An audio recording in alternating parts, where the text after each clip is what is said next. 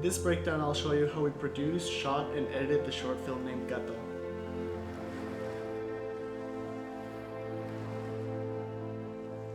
Hi, welcome to this breakdown, guys. If you haven't seen this short, I recommend you checking it out before watching this video. I think you'll get more out of it that way. So you can check the link in the description below, or also it should be somewhere here on the screen. But with that being said, let's just jump into the making of this film. The first thing that a lot of people ask me is what gear we used. And at that point in time, we didn't have that many resources or that much money. So we ended up using my own personal camera, which was the Blackmagic Pocket Cinema 4K. And then we also put a speed booster on it, the Metabones XL. And that was just so we could use EF mount lenses. So the lenses that we used are all like borrowed from friends of mine, and there were two Leica R lenses. One was a Leica 50mm f2 Summicron, and then the other one was the 35mm, which I also think is f2. And those are, you know, vintage glass from the 70s, 80s, and they always look beautiful. And then the third lens that we used was the Laowa 9mm 2.8, and that one is a micro four thirds lens. So we had to take out the speed booster and pop that little lens in there, and that's where you know, you can see those running shots with the couple that we have, and also those shots where we're like very close, but then where you could still see everything, and it's like very shallow, very blurry on the back, or also, you know, like the close shot of the feet and things like that. There was also another lens that I personally owned. It's called the Lens Baby, and this Lens Baby only came in for two shots in the movie. One of the shots is when the old man is writing on the notebook, and then you can see that, you know, the focus is only on one area of the frame, even though it's on the same plane of focus. It's only like that. So this Lens Baby pretty much is a tilt focus lens, and then you can move it around so the focus shifts through the entire frame. And there's like several versions of them. There's like versions that are like thousands of dollars, and then there's versions like mine, which is pretty much a toy that I found on eBay for like 20 bucks. And but you know, it works for like this like sort of like small gimmicks or very planned shots that you have. It really works out. We also used it for a close-up when we're like transitioning kind of into the more dreamy aspect of the film. But that was pretty much all the gear that we used. We also used an A7S II, a Sony A7S II, for like 3 shots in the movie, because we needed something that we could put on a gimbal and everything. But in the end, it didn't play as much, and it wasn't doing what we expected it to do. So it was mostly the Blackmagic, the Leicas, and the Laowa lens. Now let's just jump into kind of a shot-by-shot breakdown of the cinematography of the short, and we're going to talk about other things as well, like production design, casting, all the different aspects of the movie. I'm not going to go through every shot, but I am going to stop at the important stuff. So, right off the bat, with the first shot of the movie, this is just me like holding the camera outside the window of a car looking at Malibu passing by, but I did use a slow shutter or an open shutter. It's an effect that you see a lot in Hong Kong movies, like if you've ever seen In the Mood for Love or a Wong Kar-wai film. They do this a lot, and it evokes this feeling of nostalgia, like memory inducing, you know. I really enjoy how it look, and I also feel like the title pops because of how like blurry everything is in the background, even though you can half distinguish, but it does look like a painting, like just like brush strokes going around, and I really like the look of that. And the movie starts opening with this old man at the beach by himself, sitting out with his notebook. And then most of these shots, the key element of them is the time of day, what time of day we're shooting them. So we shot this film in 4 half days, which means 4 6-hour days. And it was just scheduling them correctly so we would be in the right spot at the right time of day. So then the sun would be our friend, and we could use it to illuminate, and then we only needed to like bounce the light or modify it in certain aspects. So, you know, the shot of the man sitting down at the beach, like this one right here, right? This is just the sun coming through here behind him a little bit to the side, right? So we can like illuminate this. You see his backlight and a little bit of like a quarter light on this eye. And then we just have a bounce. You know, like a white reflector right here, 3-in-1 reflector from Amazon, like 20 bucks. Coming here and bouncing some of that sunlight into here, so it's not so contrasty, so into shadow that it looks too dramatic. And that was the setup for most of this stuff. A very interesting story is if you look at this shot of like the foot walking by, you'll realize that the camera is very low, and the way we did that is we just like shoveled, you know, the sand out, dig a hole, put the tripod in there, and then that allowed us to like pan with the feet and just get this shot right here. And it was very important, the placement of the actor, just so we could get, you know, this really really cute hills in the background right here, boom. And then we could get, you know, the sky and everything, and that transmits this feeling of him being by himself at the beach, which was totally not the case. There's like 200 people on that beach, but thankfully one of the producers would just like stop people from like walking in and be like, oh please, like it's just gonna be a minute, like can you just like stop or whatever, we're just trying to like, you know, shoot this thing. And people were very understanding, very nice, but at the same time, because we don't have a permit, we don't have permission to shoot, we gotta be fast and careful of how we frame it so we don't see that many people, and it still transmits the feeling that we want right here. And all these like b-roll that you see, you know, like the rocks and the beach and the waves and all that stuff, I shot that by myself on some other day, because you really don't want to waste your resources or the time of like the cast and crew if you're just like shooting these rocks and you don't really need anybody else. It's like just go get it some other day, because there's more important shots to get and the daylight is fading away. So I spent like 2 or 3 days getting a bunch of b-roll that didn't end up making it either. I even have some shots of like me walking into the ocean with my camera and then the waves crashing into me with the rocks and everything, and then walking all scared back to the shore because I think that my camera is screwed forever, but thankfully it wasn't.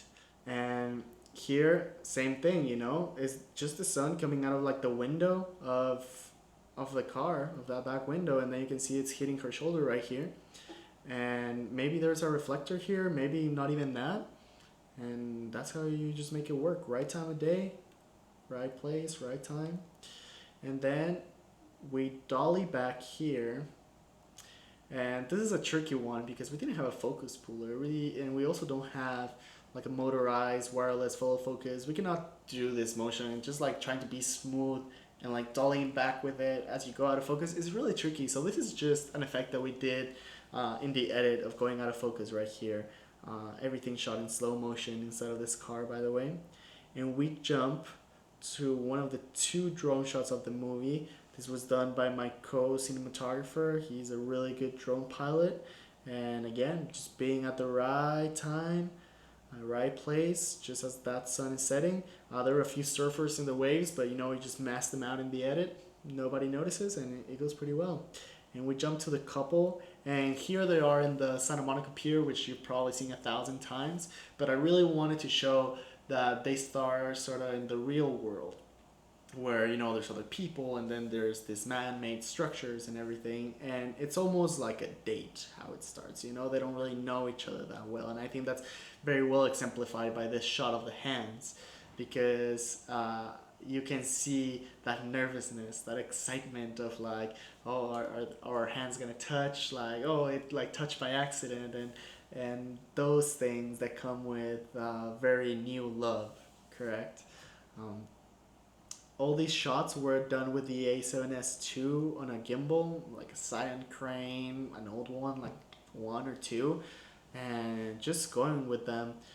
It was tricky because the sun was definitely sometimes front lighting them, so we only had to put like the 3-in-1 reflector like in front of them and try to diffuse that light a bit. But most of the time we try to cheat it, so at least there was some angle to the light, and then we could get like some shape on the shadow of their faces, and it would look still pleasant on their faces. But obviously, you know, we really want that flare because those flares are gorgeous right there. And here we're now in Malibu, and this starts more of like the dream kind of, you know, sequence where we're not really in reality. It's more like the mind of of the old man, of the author of this memory, and how he remembers it. There's a lot about being an unreliable narrator in this movie. It's not about what actually happened, but how it feels to him. It's very important, very subjective point of view. And we just have the sun again right here on the corner. But then there's something really interesting happening in the coverage here, which a lot of people have pointed out, which is like their coverage looks very soft here, right? It almost looks like they have a diffusion filter. A lot of people have asked me like, hey, like, is that like Promise? Like, what is it that you used on that shot in particular? And honestly, it was just by accident. It was one of those days where like it was only me, the two producers, and like the makeup artist in the back in the car, like making sure that we weren't like drawing too much attention to ourselves because we didn't want to get kicked out. And I was just like swapping lenses on my own, like, okay, like now we're going to the coverage, let's go like 35, boom. And then I put up the camera up, and then I saw that it was kind of foggy. And then I took the lens out, and I saw it had like fog from like, you know, like condensation, humidity, kind of when you get out of the shower or when you do like this, like, you know. And I was like, oh, that's interesting. That's pretty cool. So then I shot a little bit of coverage with it, and I was like, oh, I like it. And I shot like some clearly, you know, I cleaned the lens, shot a little bit, and I was like, oh, interesting. And then when I turned around, I was like, well, now I have to do it again because if it's soft on his side, it has to be soft on her side as well. And then I was like, well, what do I do? What do I do? Well, I just grabbed the lens, the back element, and I just went on it, put it on the back, and then it worked out. So if you don't have money for diffusion filters, that's an alternative. I don't know if it does anything to the sensor. I'm not responsible if it does something to the sensor in your camera. Maybe it works just as well if you do it in the front element. Who knows? But I think that really works and sells the dreamy aspect of it.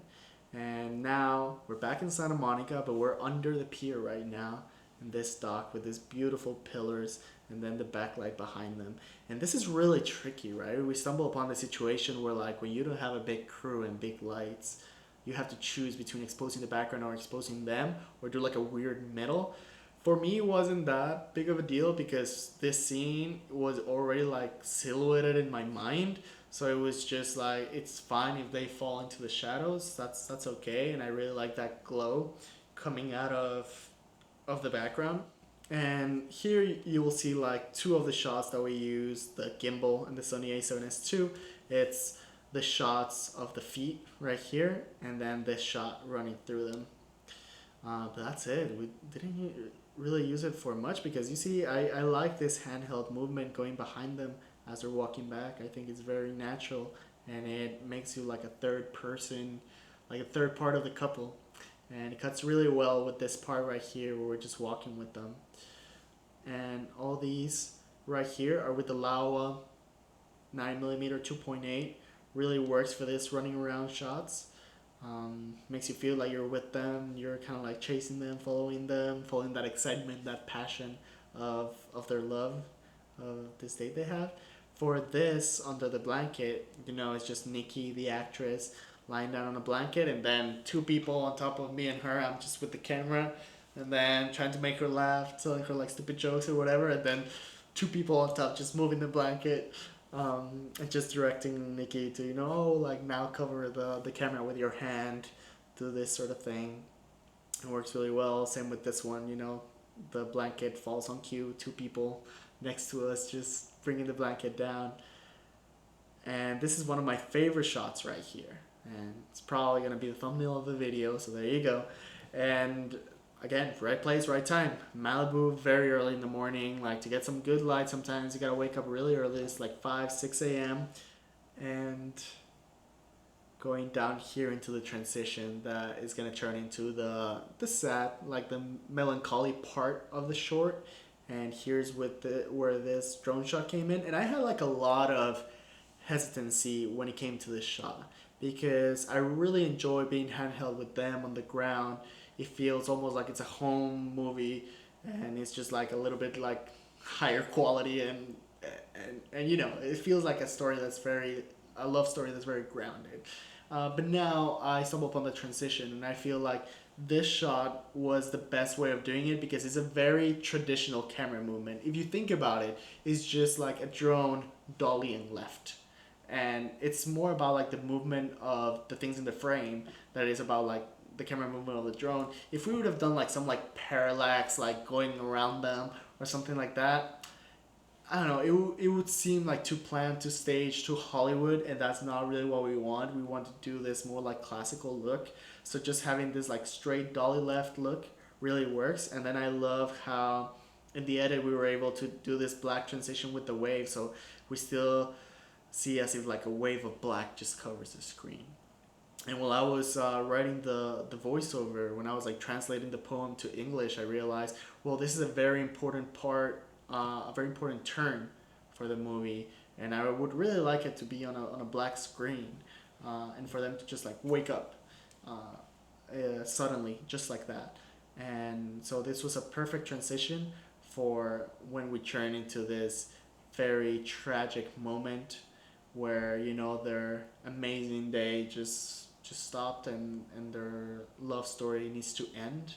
And for this, we get this close-up shot of like the feet getting hit by the water, and then their bodies getting hit by the water. And let me tell you, these two actors are troopers because that water was freezing cold.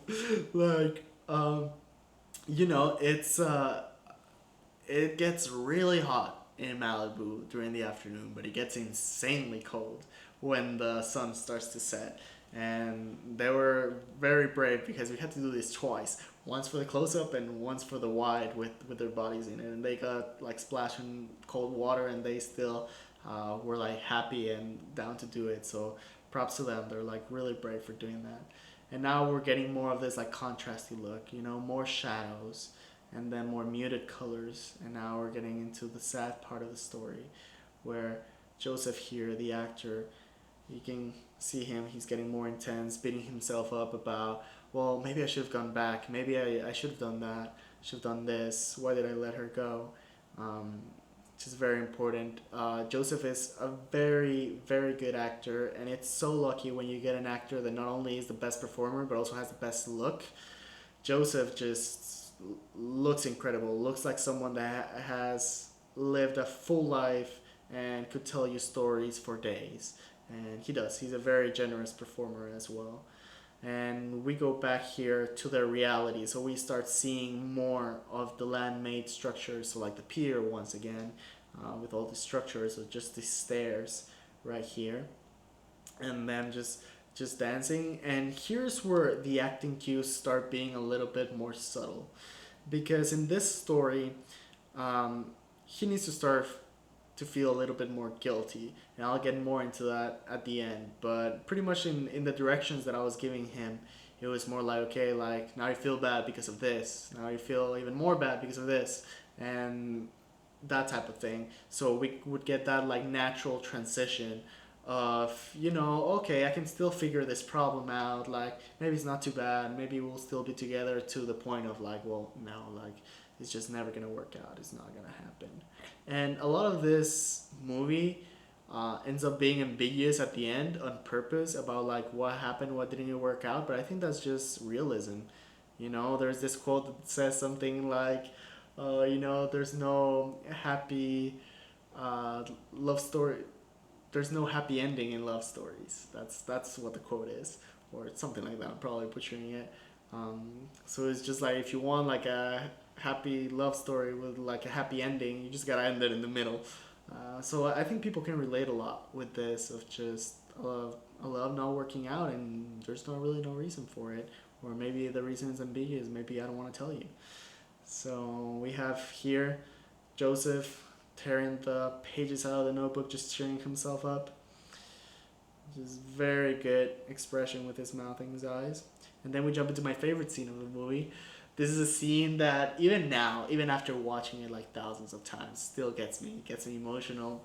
And I remember the first time that my editor brought me a rough cut of the movie. It was very rough. It wasn't that good, but because rough cuts are never good. But then this scene was just amazing. It was just really good. And this is one of those times where it was just me and the actors in the waves, my producers in the back trying to figure out like if I could bring in a reflector or how to do it, but it was tough. And then I just told him, hey, let's get into the ocean, the three of us, and then we'll figure it out, and just tell him a secret, whisper him a secret in the ear, and then I was just there. The waves was just like crashing into us, and he was very very very lovely. It felt like a dance. It felt like I was the third actor in that movie because I had to follow their movements and just like feel the vibe of the scene.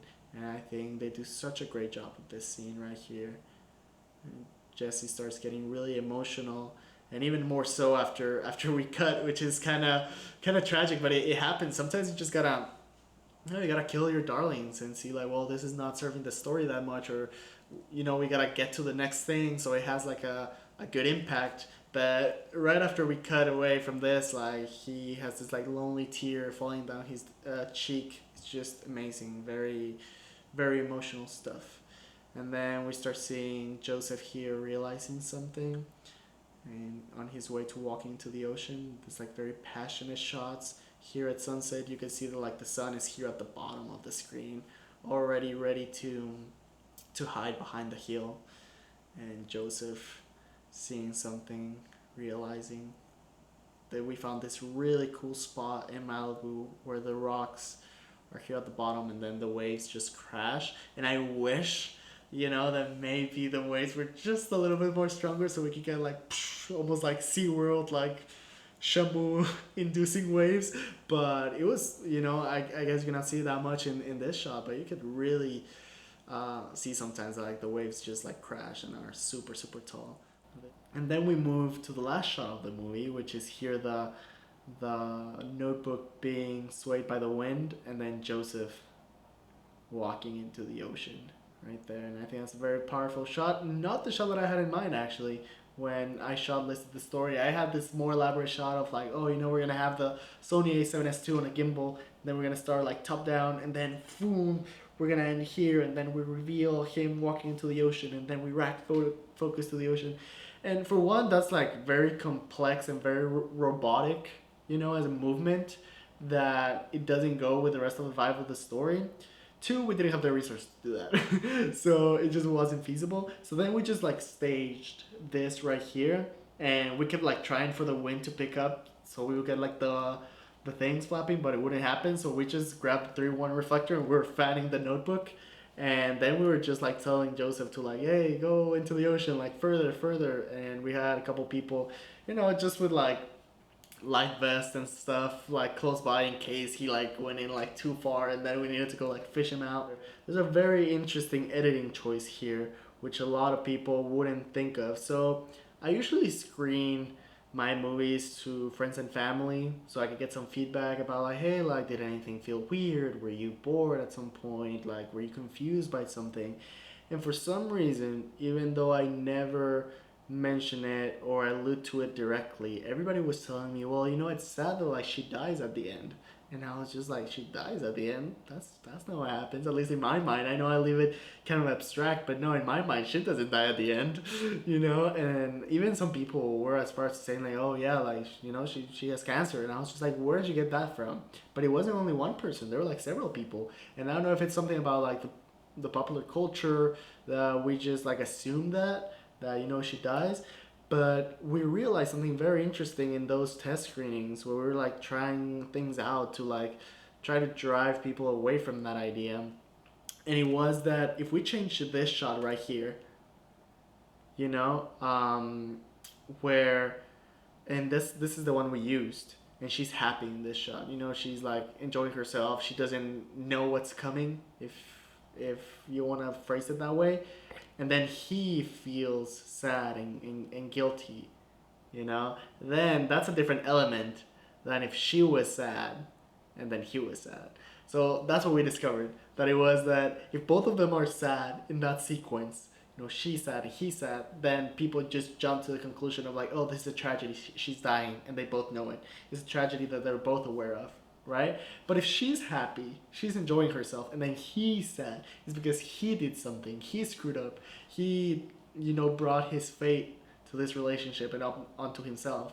and that's what I wanted to do. You know, then you can draw your own conclusions about that. I won't give you the answer to it, but is it, you know, like, did he cheat? Did he do something? Did it just not work out? Like, is it, are they around? Like, what happened? You know, that's part of what I like about this movie, and just leaving it ambiguous, because I feel like people will fill it in with reasons from their past. So if you had something like this similar happen to you, you'll feel identified and you'll feel that's what happened in this story, even if the rest of it doesn't align with what experience you had. This moment right here hopefully will evoke some sort of feeling or remembrance of your past. Jumping into the story aspect of the film, this film is based out of a poem that I wrote around like 4 or 5 years ago, and it came out of this notebook. I try to carry this notebook as much as I can. Sometimes I forget, but I just write ideas and things that come to my mind. And I just had this very magical experience one day, and I decided to write it down as soon as I got home. I just put it in a drawer and forgot about it. And a few years later, this idea would just not leave my head about making this short. And I just decided that we were gonna make it, even if there were like a lot of restrictions and a bunch of things against us. We still made it through. And then this is the first thing that I've made that is in Spanish, even though I'm a native Spanish speaker. I'm from Guatemala. All the other stuff that I've made is in English. So this was a very liberating experience, but also a very scary experience, because I don't really work in Spanish that much anymore. So, especially as a writer. So something that I really haven't touched on yet is the sound of the movie and the music, which is so important. Um, Again, not many resources. So what do you do when it comes to sound? Also, what do you do when it's a beach like filled with people, and then you're having this very intimate moments, and then you need this very intimate sound? Well, the solution might not be the most practical solution, but is the solution that I think gave us the best result, which is we used none of the sound that we got on camera. Absolutely nothing. We kind of gave up on it halfway through. We realized how everything was just gonna have to be like sound effects and ADR and everything afterwards. So all that you hear here is great job by the sound designer and sound mixer.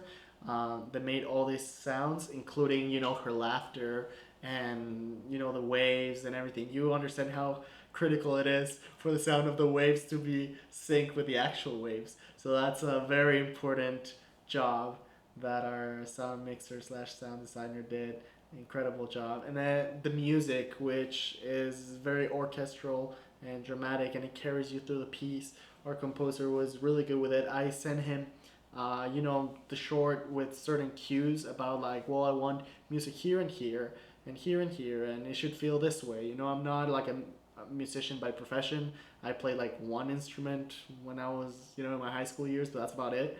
So it was more talking about like how it should feel like. Oh, it should feel sad. It should be like melancholy. Now here, like, amp up the tension. It should be more dramatic. Now even more so. Like, let's bring more instruments. Whatever you have to do to make it feel that way. And he does a really nice score with all these orchestral instruments that I think fit the story very well. What we did with casting is, we just put like an open call for actors or even non-actors in the LA area that would come in, do it, show them the script, so they would read it, they'll be able to read it, but obviously none of them have lines. So most of the time we have them improvise certain scenarios that were like similar to what we wanted in the movie. So for example, for like the guy, it was, like examples where he would feel guilty. So we would be like, well, I'll have my casting director sit on the chair in front of him, and then be like, oh, this is your wife, and you guys were just in a car accident. You're fine, but she isn't. She's in a coma, and it's your fault because you created the car accident. So speak to your dying wife and those sort of scenarios, and see what they do with it, because especially with this kind of piece, there's a lot of improvisation happening. Maybe not with like the shot listing, but definitely with the action. So even if I direct them and steer them into the right direction, there's still a lot of themselves they have to put into the role. With the voice actor, it was quite interesting because I put out a casting call, and I was like, hey, I need voice actors, older gentlemen that speak perfect Spanish. Doesn't matter which accent you have, but please. And then, I would send some tapes. It was rough. It's rough to find like native speakers that like don't have any kind of accent or that speak very well. Even I, like, my Spanish is not perfect, so I wouldn't even feel comfortable like doing this stuff. I roll my R's that great, and I've lived in Guatemala for 19 years. Like, it's tough to find someone. And then one of the people in the crew, his grandfather lives in Argentina, in Buenos Aires, and then he was like, "Hey, like, can you just send me like what, like a line of the script? What do you want me?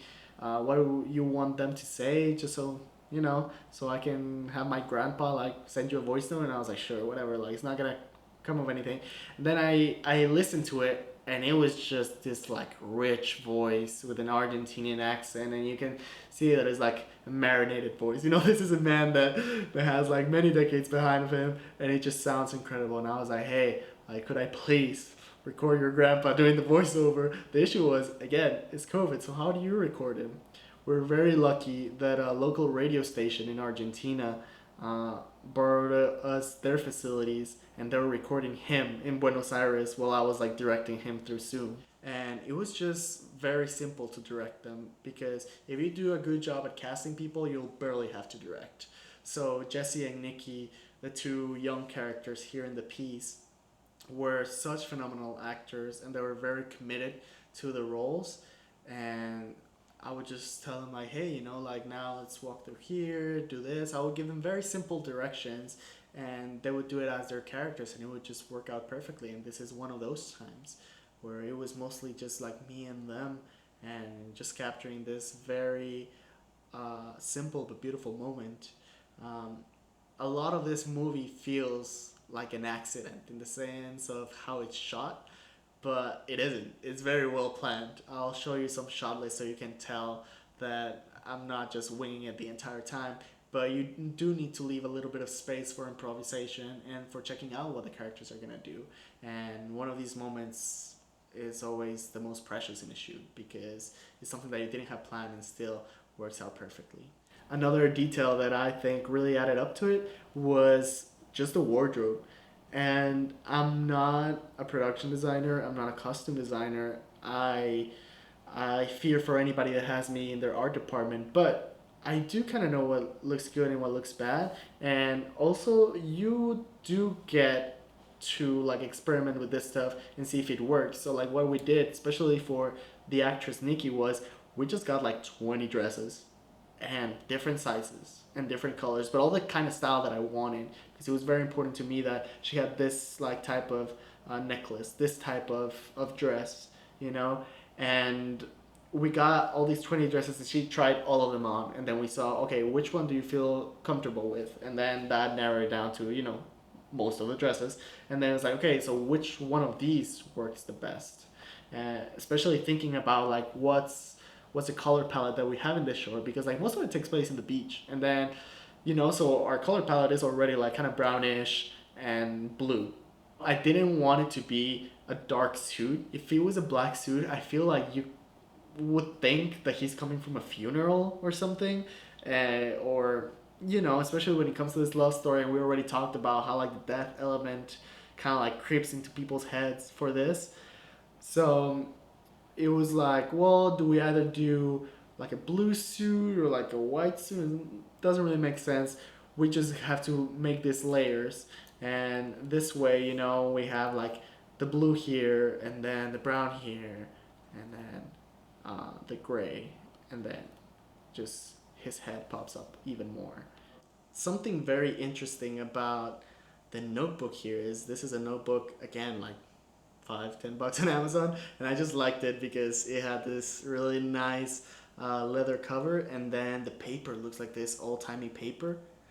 But the issue was that we needed to draw on it, and when I went to a friend of mine there's an artist, I gave her photo from Instagram from the actress, and I was like, "Hey, can you just like draw this on pencil as if like someone did it?" And she was trying to do it on this old-timey paper on the notebook, but it was so hard to do pencil drawings on it because you couldn't like smoosh it, you couldn't like fuminate the graphite, the pencil, and we were having a hard time. So I was like, "Hey, just do it in regular like printer paper or whatever paper you want, and then we'll figure it out." Then we tried pasting the printer paper or the regular paper on this notebook, but you could tell that something was off. And in the end, what we did was we scanned her drawing and then we printed it on the old-timey paper, and then we pasted the old-timey paper on the notebook. And if you pause the movie like at this certain time, like you can still see that, you know, we pasted it here, whoop. But at least the paper is the same texture and it looks cool. And honestly, like, who's gonna notice, right? Like, who's gonna notice that, like, oh wait, there's this line here. So and it's very important because this starts priming your mind about what the short is about. You can see that this guy is a romantic, that he has drawings of this woman, that he has poems. So even before we speak one word in the poem, you already know that this is a person with a lot of sensibilities. Even if you don't see it right away, it's subconscious. Your mind starts already to seeing these sort of details. And we jump into this restaurant sequence, which is very interesting for many reasons. So for one, again, we shot this during COVID pandemic, August 2020. So all the restaurants were closed and only the outdoor ones were open. And when we were trying to like beg people to let us shoot there, everybody was like, no, sorry, we cannot do it, the pandemic, whatever. And then this place, they were so kind to let us shoot here, but they did tell us you cannot use anything else. Like, you can only use the space, but the chairs, the tables, the plates, all that stuff you cannot use. So then we were like, okay, that's fine. We'll figure it out. And then we just started collecting stuff. So all these chairs are from like the producer's apartment. The tables, we borrowed them. All the plates and glasses and flowers, they're all from Amazon that can be returned. Fake, you know, maybe not that eco-friendly, but when you don't have any money, you make with what you can. And everything is just like very purposefully put into place because we don't have that many tables or that many chairs of any kind. So this right here is my producer and he's sitting on this chair, but there's no table in front of him. There is nothing in front of him. We just like constructed this to make it work for the shot.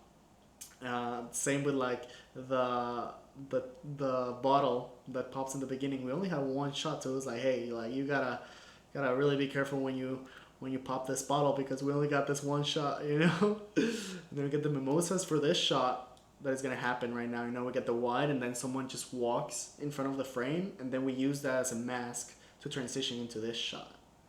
There you go. And then if you notice right here in the background, it's the same producer that was sitting next to them, but now he's in another table.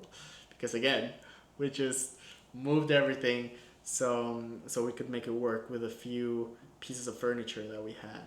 You can see here that the wind is blowing like crazy and there was like no way that we could stop it, but still works. It's just a few seconds and nobody will notice, be like, hey, like their hair is moving like a little bit crazy, doesn't it? Nobody notices. It's fine. And if they do, you know, it's okay. It doesn't detract from the story. Here's one of those details that is like very important to me because this movie is based on my own experience and I even remember what song was playing in the car. All these very minute details that maybe nobody cares about but me, but that's the stuff that people really can feel subconsciously that it's authentic and honest, that you're being very clear about all these details and that they mean something to you. So this song Brio Mio by Caloncho is very special for me. It was playing on that day and I just had to have it there. I had to ask for permission from the music label to use it. And then they were like, as long as you don't make any money off of it. And I was like, don't worry about it. Nobody makes money out of short films, so it's okay, we can use it. And, you know, you can show it in festivals and stuff, but obviously you cannot make money out of it. Alright, and that does it for this breakdown. Thank you so much for watching. If you have any more questions, just leave them in the comments. I'll be sure to answer them. And just like and subscribe for more videos.